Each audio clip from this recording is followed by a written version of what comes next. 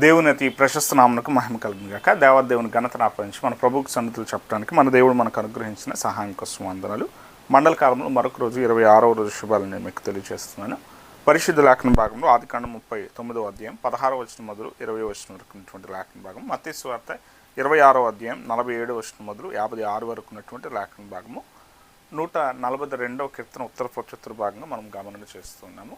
మన అంశము సాత్వికము.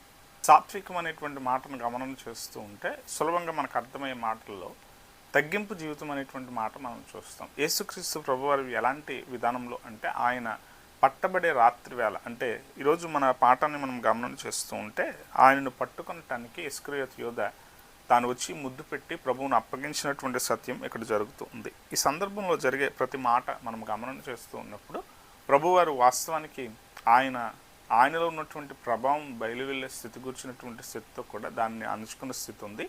అంతేకాదు ఇక్కడ ఒక విధానంలో మనం ఆలోచన చేస్తూ ఉంటే అక్కడ పేతురు కత్తి తీసి మల్కు చెవిని తెగనరికినటువంటి సత్యం అక్కడ జరుగుతూ ఉంటే ఆ మల్కును సహితం అక్కడ స్వస్థపరిచినటువంటి విధానం జరుగుతుంది. అంటే ఒక గందరగోళ స్థితిగా పరిస్థితులు ఏర్పడే తీరున అక్కడ విధానం ఉంది. యేసుక్రీస్తు ప్రభువారిని అప్పగించడానికి చెలికాడు అనగా ఇక్కడ మనం చూస్తూ ఉంటే యేసు చెలికాడ నీవు చేయవలసినది చేయమని అతనితో చెప్పగా వారు దగ్గరికి వచ్చి ఆయన మీద పడి ఆయనను పట్టుకునేది. ఆయనను పట్టుకొనటానికి వారు ఏం చేస్తున్నారంటే గుంపుగా ఆయన మీద పడినటువంటి పరిస్థితి ఉంది. ఆయన్ను పట్టుకోవటానికి పూర్తిగా ఎలాగనంటే అక్కడ ఉన్నటువంటి ప్రతివారిని చెదరగొట్టేటువంటి తీరుతో వారు ఈ వ్యూహంగా జరిగించేటువంటి సంగతులు చేస్తూ ఉన్నారు.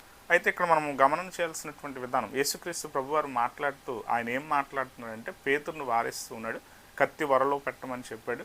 ఇదేంటిది, వాస్తవానికి కత్తి కొనమన్నది ప్రభువే కదా, ఎందుకు ఇలాగన ఈ కార్యాలు అంటే దానికి ఆయన ఖచ్చితంగా ఇదిగో నేను కనుక వేడుకుంటే నా తండ్రి ఇక్కడ ఆయన నన్ను ఎలాగన నేను వేడుకున్న సమయంలోనే ఆయన నా కొరకు వ్యూహాలను పంపడా అనేటువంటి మాట కూడా అక్కడ ప్రభువారు మాట్లాడుతూ, అయితే నేను అలా వేడుకుంటే కనుక లేఖనము నెరవేరినట్లుగా ప్రతి సంగతులు కూడా ఎలా నెరవేరుతాయి, కనుక ఈ కార్యాలు ఇలాగున జరగాలి అనేటువంటి ఉద్దేశాన్ని ప్రభువారు చెప్తూ ఉన్నాడు. అంతేకాదు ఇక్కడ 12 వ్యూహము ఒక్కొక్కటికి 6,000 యోధుల కింద లెక్క పెడితే 72,000 మంది యోధులు దేవుని నుండి పంపబడేటువంటి విధానంలో ఉండటానికి రావటానికి వారు సిద్ధంగా ఉన్నటువంటి పరిస్థితి అక్కడ ఉంది. కానీ యేసుక్రీస్తు ప్రభువారు ఏమాత్రం కూడా అలా వేడుకొనటం లేదు, కానీ తండ్రి చిత్తాన్ని జరిగించేటువంటి విధేయుడిగా సాత్వికుడిగా ఏ సందర్భంలో అయితే ఆయన పట్టబడే పరిస్థితి ఉందో ఆ సందర్భంలో కూడా ఆయన ఎలా ఉన్నాడంటే సాత్వికుడిగా ఉన్నాడు.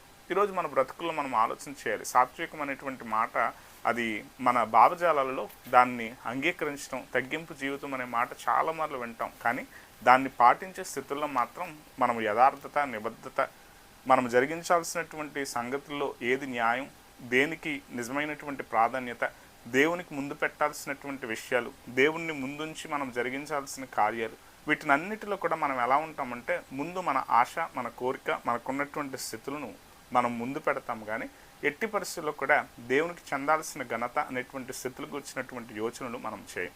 ఇక్కడ కూడా మనం ఆలోచన చేస్తూ ఉంటే వాస్తవానికి పాత నిబంధన లేఖన భాగంలో మనకు ఇవ్వబడిన పాఠాన్ని మనం చూస్తూ ఉన్నప్పుడు యోసేపును గుర్చినటువంటి మాటలు ఇక్కడ కనబడుతూ ఉన్నాయి. యోసేపు విషయంలో అపరాధిగా తనను తీర్చినటువంటి స్థితిలో ప్రవర్తించిన పొతిఫర్ భార్య గుర్చినటువంటి మాటలు అక్కడ మాట్లాడబడ్డాయి. బందీ గృహంలో తాను వేయబడ్డాడు. వేయబడిన తరువాత చెరసాల అధిపతి సహితం యోసేపు యథార్థతను చూసి, యోసేపు జరిగించే తన యొక్క సంగతులను చూసి తనని ఏం చేస్తున్నాడంటే చెరసాలలో సహితం మరలా తన విషయాలు ఎలా ఉన్నాయంటే తాను తనకు అప్పగించిన పని విషయంలో ఏ విచారణ కూడా యోసేపు మీద చేయకుండా ఆ చెరసాల అధిపతి కూడా ప్రవర్తించుతున్నటువంటి స్థితి ఉంది. అంటే ఇక్కడ ఉన్నటువంటి తీరు మనం ఆలోచన చేస్తూ ఉంటే ఆదికాండం 39వ అధ్యాయంలో ఈ మాటలు చూస్తున్నప్పుడు ఖైదీ గృహంలో కూడా తన పట్ల ఎలా అంటే 22వ వచనం, చెరసాల అధిపతి ఆ చెరసాలన్న ఖైదీలను అందరినీ యోసేపు చేతికి అప్పగించెను, వారక్కడ ఏమి చేసిరో అదంతా అతడే చేయించువాడు, యెహోవా అతనికి తోడే ఉండెను గనుక ఆ చెరసాల అధిపతి అతని చేతికి అప్పగింపబడిన దేని గురించి విచారణ చేయక ఉండెను. అంటే ఏంటి అంటే యోసేపు ఎక్కడున్నా కూడా తన నమ్మకత్వాన్ని నిలబెట్టుకున్నాడు. ఇక్కడ మనం ఆలోచన చేయాల్సినటువంటి సత్యంలో కూడా మనం గమనం చేయాల్సింది ఏమిటంటే పొతిఫర్ ఇంటిలో సహితం యోసేపు ఎలా ఉన్నాడు, విచారణకర్తగా ఉన్నాడు. విచారణకర్తగా తనను పొతిఫరు నియమించినటువంటి వాడుగా ఉన్నాడు. ఈ వచనాలు చూస్తుంటే 4వ వచనంలో 5వ వచనంలో యోసేపు మీద అతనికి కటాక్షము కలిగిన కనుక అతని యొద్ద పరిచర్య చేయువాడాయను, మరియు అతడు తన ఇంటి మీద విచారణకర్తగా అతను నియమించి తనకు కలిగినదంతయు అతని చేతికి అప్పగించాను. ఇక్కడ మనం ఆలోచన చేయాల్సినటువంటి సత్యం, పొతిఫరు ఇంటిలో సహితం యోసేపుకు విచారణకర్తగా నియమించిన పరిస్థితి ఉంది. అంటే ఇంటిలో ఏముందో ఏమి లేదో కూడా కనీసం పొతిఫరు ఆలోచన చేయకుండా పొతిఫరు ఎంత నమ్మకంగా యోసేపును నమ్మిన విధానము, యోసేపు కూడా అదే నమ్మకత్వాన్ని నిలబెట్టుకున్నటువంటి విధానాన్ని బట్టి తాను విచారణకర్త అయ్యాడు. అంటే విచారణకర్త అనేటువంటి ఆ పని ఎలాంటిదంటే, ఒకవేళ ఎవరైనా తప్పు చేసినా కూడా తానే విచారించేటువంటి వ్యక్తిగా ఉంటాడు. అలాంటి వ్యక్తిగా ఉన్నటువంటి యోసేపు ఇక్కడ మనము ఆలోచన చేస్తూ ఉంటే అంత నమ్మకత్వంతోనే తాను ఉండినటువంటి విధానంలో కూడా ఇక్కడ తన మీద నెపం మోపి తన మీద అపరాధిగా తీర్చినటువంటి తన భార్య సహితం ఏమని నెపం మోపుతుంది? నిజంగా పొతిఫరకు నిజంగా కోపం వచ్చి నిజంగా తన భార్య పట్ల అవమానంగా ప్రవర్తించాడు అనేది నమ్మి ఉంటే ఏం చేయాలంటే మరణశిక్ష విధించాలి. కానీ యోసేపుకి ఎందుకు పొతిఫరు మరణశిక్ష విధించే స్థితికి కాకుండా చెరసాలకు పంపాడు?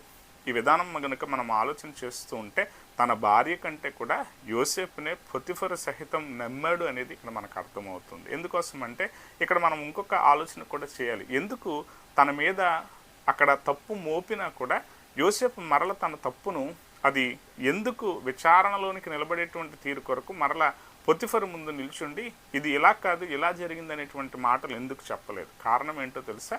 అది తన కుటుంబానికి అవమానంగా మారి తన భార్య పరిస్థితుల్లో తనను బయట తప్పుగా తనను చిత్రీకరించే తాను చేసినటువంటి తప్పు కనుక అది బయటికి వస్తే అది పొతిఫర్కు ఎంతో అవమానంగా ఉంటుంది అనేటువంటి మనస్సుతో తాను ఏం చేశాడంటే మౌనంగా ఉన్నాడు.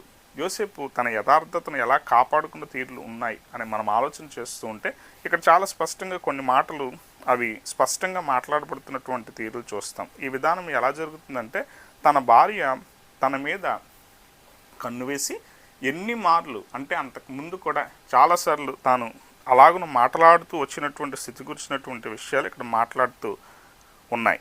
మనం చూస్తూ ఉంటే 9వ వచనం, నీవు అతని భార్యవైనందున నిన్ను తప్ప మరి దేనిని నాకు అప్పగింపక ఉండలేదు, కాబట్టి నేనెట్లు ఇంత ఘోరమైన దుష్కార్యం చేసి దేవునికి విరోధంగా పాపము కట్టుకుందనని తన యజమాని భార్యతో అనెను.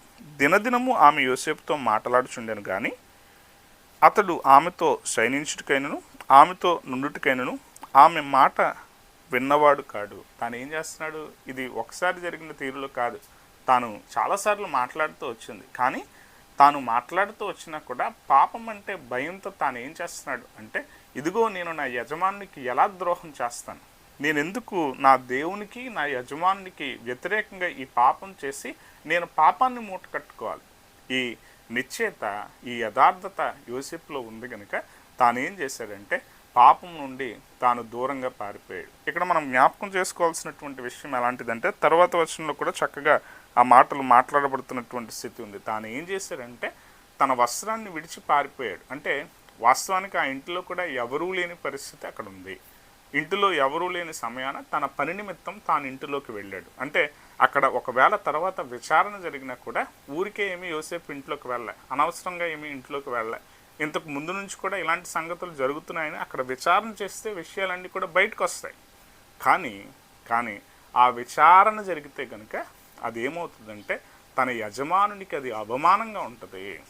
తన యజమానుని కుటుంబం అదేమవుతుందంటే అబాసు పాలవుతుంది. దీన్ని అంతటిని యోసేపు ఆలోచనలో ఉంచుకుని తానేం చేశాడంటే తనను నమ్మి తనకెంతో బాధ్యత అప్పగించి తన కోసం ఎన్నో చేసినటువంటి విధానంలో పొతిఫరు తనను ఎంత యథార్థతతో తనకున్నటువంటి నమ్మకత్వాన్ని తాను చూపినవాడిగా ఉన్నాడో దానికోసం యోసేపు ఏం చేశాడంటే మౌనిగా ఉన్నాడు. తాను మౌని అయిపోయి తాను చెరసాల్లోకి వెళ్ళినా శిక్ష అనుభవించే పరిస్థితి వచ్చినా కూడా ఆ శిక్షకు తానేం చేశాడంటే తన సాత్వికమైనటువంటి మనస్సుతో అది శిక్ష అయినా పర్వాలేదని చెప్పి తన యజమానునికి అవమానం కలగకూడదనేటువంటి విధానంతో తాను మౌనంగా ఉన్నాడు. ఈరోజు మన జీవన స్థితుల్లో మనం ఆలోచించాలి. కొన్నిసార్లు మనము చేయని తప్పులకు కూడా మనము ఎలా అంటే మాట పడాల్సి వస్తుంది. మనం చేయని తప్పులకు కూడా కొన్నిసార్లు శిక్ష పడాల్సిన పరిస్థితి వస్తుంది. ఇక్కడ మనం ఇంకా ఆలోచన చేస్తూ ఉంటే ఎందుకు ఈ పొతిఫర్ కూడా అంత ఖచ్చితంగా యోసేపుకు అంత విలువిచ్చిన పరిస్థితి ఉందంటే తన విషయం చాలా బాగా తెలుసు.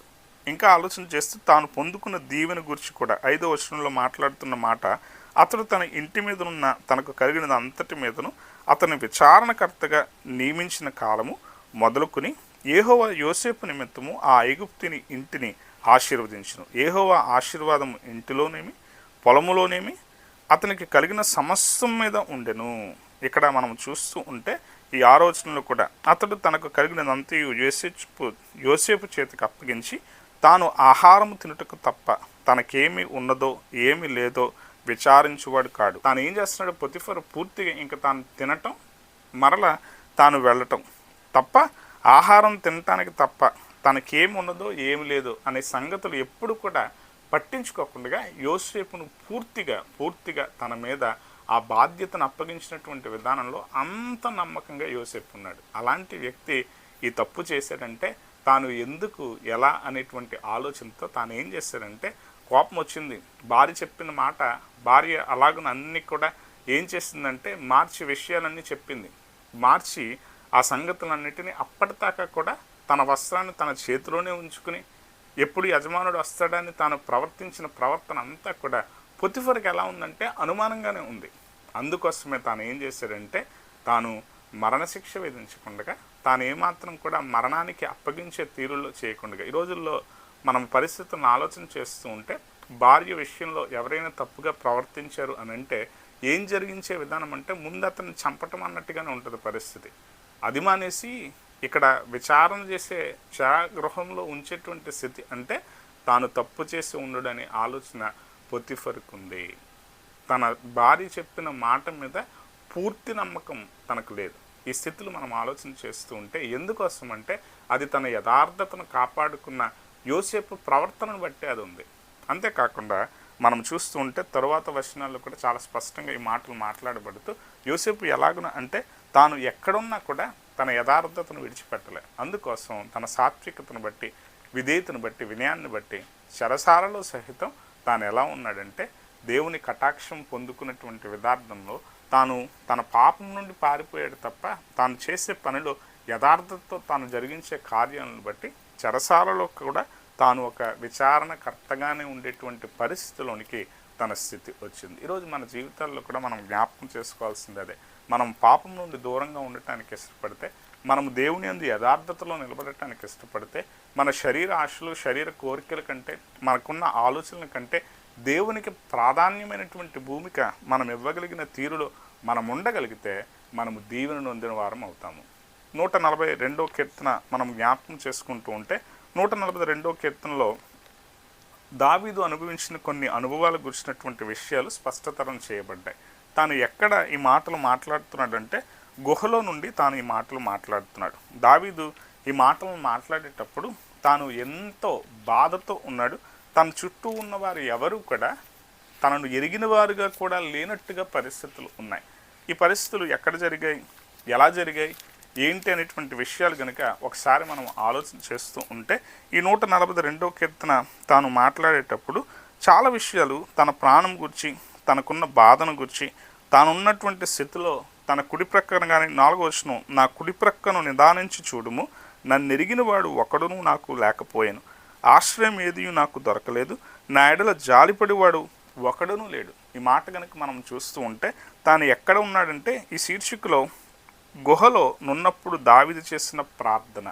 తాను ఎక్కడున్నాడంటే ఒక గుహలో తాను ఉన్నప్పుడు ఈ మాటలు మాట్లాడుతూ దేవునికి ప్రార్థించినటువంటి ప్రార్థన కీర్తనగా మనకు లభ్యమవుతుంది. ఈ విషయాలు కనుక మనం ఆలోచన చేస్తూ ఉంటే ఎన్గేదు గుహలో కానీ అలాగే అదుల్లా గుహలో కానీ ఇక్కడ తాను ఈ మాటలను పలికి ప్రార్థించిన ప్రార్థనను గురించి ఈ 2 గుహల్లో కూడా ఈ ప్రార్థన ఇలాగను తాను రచించినటువంటి విషయాలను దానిని తరువాత కీర్తనలో రచించినటువంటి విధంగా, కీర్తనగా దానిని పొందుపరిచినటువంటి విధంగా మనం చూస్తాం. ఈ విషయాలను కనుక మనం ఆలోచన చేస్తూ ఉంటే ఎన్గేదు గుహలో సౌలు దావీదు ఎలా అయితే కలుసుకున్న విధానం ఉందో, సౌలును దావీదు చేతికి ఎన్గేదు గుహలో దేవుడు అప్పగించిన పరిస్థితి ఉంది. అలాంటి సందర్భంలో సహితం తాను ఏం చేస్తున్నాడంటే సౌలును సంహరించకుండా దేవుని అభిషేకం నొందినటువంటి వ్యక్తిని నేను చంపను అని చెప్పి సౌలుతో మాట్లాడిన సందర్భం ఇక్కడ మనము చూస్తూ ఉంటాం.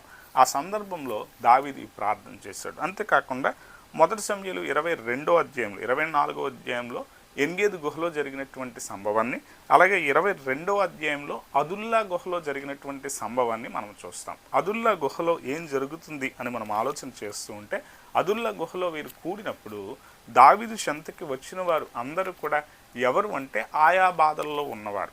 ఇంకా చెప్పాలి అంటే తన తల్లిదండ్రులను తీసుకుని వెళ్ళి తాను రాజును ఎలా అయితే అడిగి, ఇదిగో నా తల్లిదండ్రులకు క్షేమం ఉండాలి, నన్ను సంహరించడానికి సౌలు ఎలా నన్ను తరుముతూ ఉన్నాడు, నన్ను పట్టుకోవటానికి నా తల్లిదండ్రుల విషయంలో కూడా వారికి కూడా హాని చేస్తాడు కనుక మీ దగ్గర ఉండనివ్వండి అని చెప్పి తాను బ్రతిమాలి అడిగి ఆకీషు రాజు చెంత వారిని ఉంచిన తరువాత తాను అదుల్లా గుహలో తాను ఈ మాటలు మాట్లాడుతూ ఉన్నాడు. అదుల్లా గుహలో తాను ఎక్కడ ఉన్నాడు అంటే, తాను ఇక్కడికి చేరిన సందర్భానికి తన చెంతకు వచ్చిన వారంతా కూడా ఎలా ఉన్న పరిస్థితి అంటే, తనను ఎరిగిన వారు ఎవరు కూడా దావీదు చెంతకు వచ్చిన వారుగా లేరు.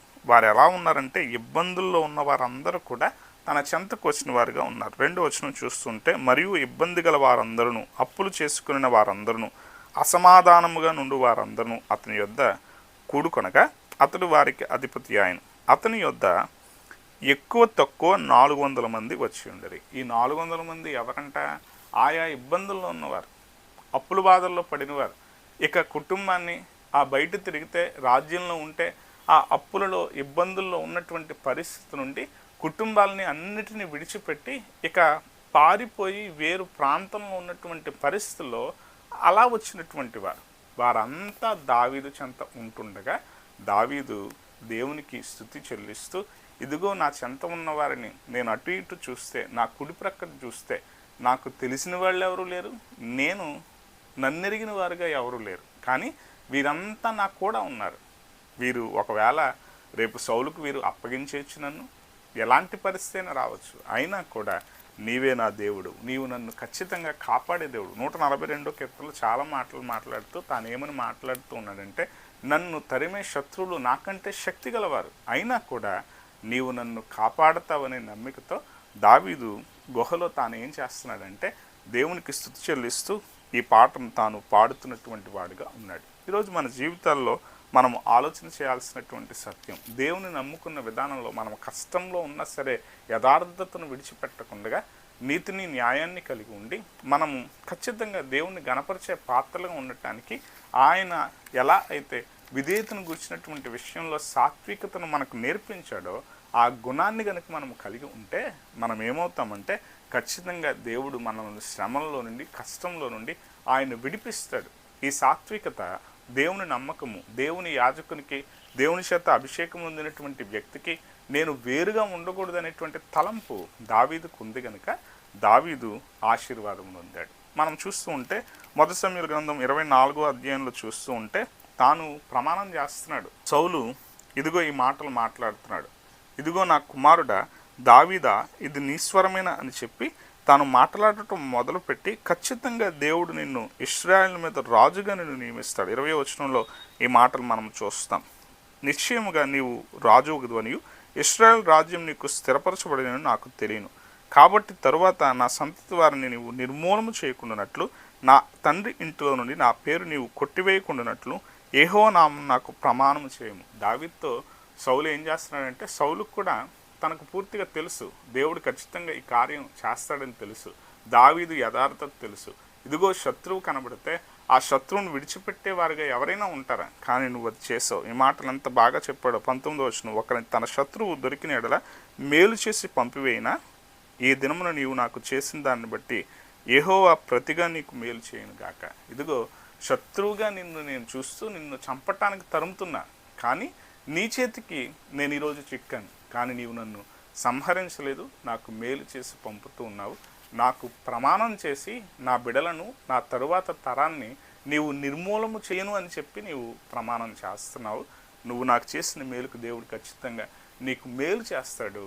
ఇదంతా ఎందుకోసం అంటే దావీదు అక్కడ సౌలును కూడా ఏమని పలుకుతున్నాడు, ఇక్కడ మనం చూస్తూ ఉంటే తాను దొరకటం మాత్రమే కాదు, ఎన్గేది గుహలో తాను దొరికిన సందర్భంలో తాను ఏమని మాట్లాడుతున్నాడంటే 10వ వచనంలో చివరి భాగాన్ని చూస్తూ ఉంటే, ఇతడు యెహోవా చేత అభిషేకం పొందినవాడు కనుక నా ఏలిన వారిని చంపనని, నా ఏలిన వారిని, ఇంకా నా రాజు ఎవరంటే సౌలే నాకు రాజు. దావీదు అప్పటికి కూడా తనను రాజుగా ఎంచుకున్నటువంటి విధానంలో తన పక్షాన్ని చేరిన వారు కొందరు ఉన్నా, తన పక్షాన గోత్రాలు తన పక్షం వహిస్తూ ఉన్నా, ఎలా ఉన్నా కూడా తాను ఇంకా కూడా తాను ఎలా ఉన్నాడు అంటే సౌలుకు విధేయుడిగా ఉండటానికే నా ఏలినవాడిగా నా రాజు సౌలే, ఇశ్రాయేల్ అందరికీ రాజు సౌలే, ఇశ్రాయేల్ గోత్రాల్లో ఉన్న నేను కూడా నన్ను ఒకవేళ నాకున్నటువంటి స్థితిలో నన్ను తరుముతూ ఉన్నా, నన్ను చంపాలని చూస్తున్నా కూడా నాకు కూడా నా రాజు ఎవరంటే సౌలే అనే మాట ఇక్కడ చెప్పి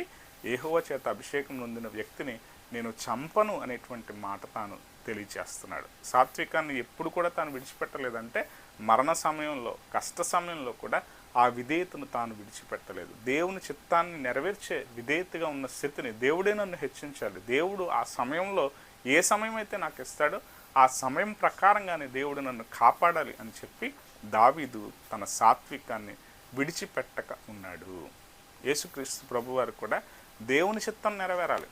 ఇదిగో ఒకవేళ నేను ప్రార్థించి నాకు ఇది కష్టంగా ఉందని, నేను ఖచ్చితంగా ఇదిగో వారు నన్ను ఇలా చేస్తున్నారు అని చెప్పి ఆ వ్యూహాన్ని పంపమని దేవునికి ప్రార్థన చేస్తే దేవుడు ఖచ్చితంగా వ్యూహాన్ని పంపాలి. కానీ అది ఎందుకు ఆయన చేయలేదంటే తండ్రి చిత్తాన్ని నెరవేర్చే కుమారుడిగా ఆయన పూర్తి సాత్వికతను కలిగి ఉండి బొచ్చు కత్తిరించువాని వద్ద మౌనంగా గొర్రెపిల్ల ఎలాగనో మౌనంగా ఉన్నదో అదే విధానంలో అక్కడ ఆయన ఎలా ఉన్నాడంటే పూర్తి శిక్షా విధిని ఆయన మీద మోపుకొనటానికి ఆయన నేరము చేయకున్నా, ఇదిగో నేను పగలు అంతా కూడా నేను మీ మందిరాల్లోనే ఉన్నాను, మీ చెంతే ఉన్నాను, అందరిలోనూ ఉన్నాను, నేను ప్రబోధిస్తూనే ఉన్నాను, అప్పుడు నన్ను పట్టుకోవటానికి రాలేదు. కానీ ఇదిగో ఈ అంధకార గడిలో నన్ను బందిపోటు మీదకి వచ్చినట్టుగా గుదిలతోనూ మీరు నా మీదకి ఎలా వచ్చారంటే బందిపోటును పట్టుకోవటానికి వచ్చినట్టు వచ్చారు. కానీ ఇది లేఖన ప్రకారంగా జరగాలి కనుక మీరు ఇది కానివ్వండి అనేటువంటి మాట ప్రభువు తెలియజేస్తూ ఆయన మౌనంగా వారి చేతికి ఆయన తనను తాను అప్పగించుకున్న స్థితి ఉంది. ఈరోజు మన బ్రతుకుల్లో కూడా మనం జ్ఞాపకం చేసుకోవాలి. దేవుని చిత్తం అనేది మన మనస్సులో ఉంచుకుంటే మనము నిజమైనటువంటి సాత్వికతతో మనం బ్రతకగలుగుతాం. ఆ తీరులో మనం వ్యవహరిస్తూ దేవుని గణపరచడానికి దేవునికి సదా మనకు తోడే సంరక్షించి కాపాడును గాక. ఆమేన్.